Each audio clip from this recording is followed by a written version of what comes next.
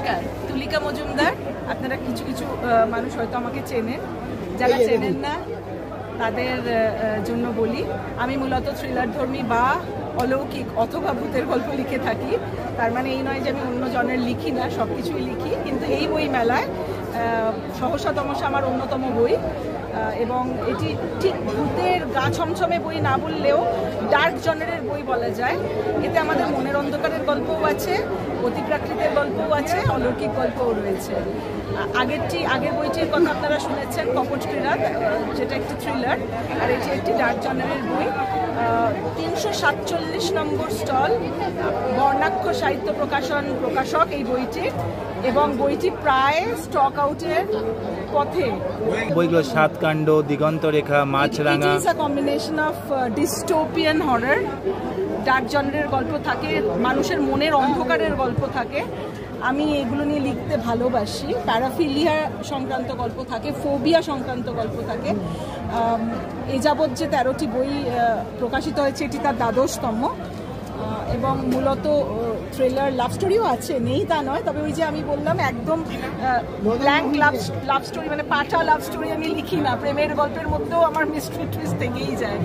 তো বিশেষ করে কিছু বলার নেই।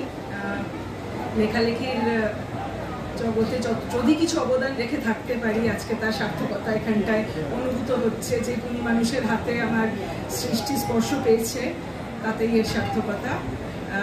মূলত যেহেতু থ্রিলার ধর্মী গল্প লিখে থাকি, সেটা এতেও থ্রিলারের ছোঁয়া আছে, কিন্তু রিজেন্সি রোম্যান্স ঘরানার গল্প। শরদিন্দু বন্দ্যোপাধ্যায় আমাকে প্রচণ্ডভাবে সারা জীবন ইনফ্লুয়েন্স করে গেছেন। লেখিকা তুলিকা মজুমদার তার নতুন বই কপট ক্রীড়া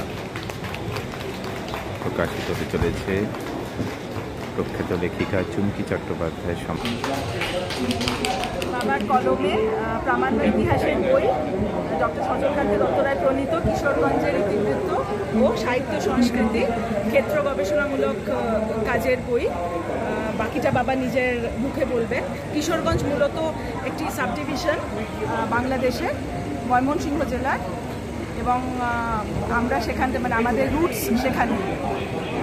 বাবা সেখানকারই ভূমিপুত্র, সেখানকারই সোশিও কালচারাল ইম্প্যাক্ট নিয়ে বইটা। দিনের গবেষণা সুফল এটা আনুমানিক।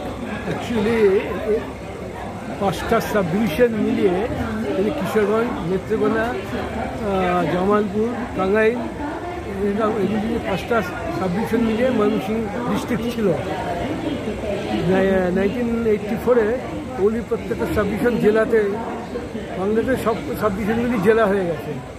কাজে আমি ময়মনসিংহের ইতিবৃত্ত একটা বের করেছিলাম 2001 সালে। সেটা প্রায় 25-30 বছরের কাজের সুফল ছিল। 300-400-500 বছর ধরে ওখানে থেকেছে। ডক্টর সজল কান্তি দত্ত রায়।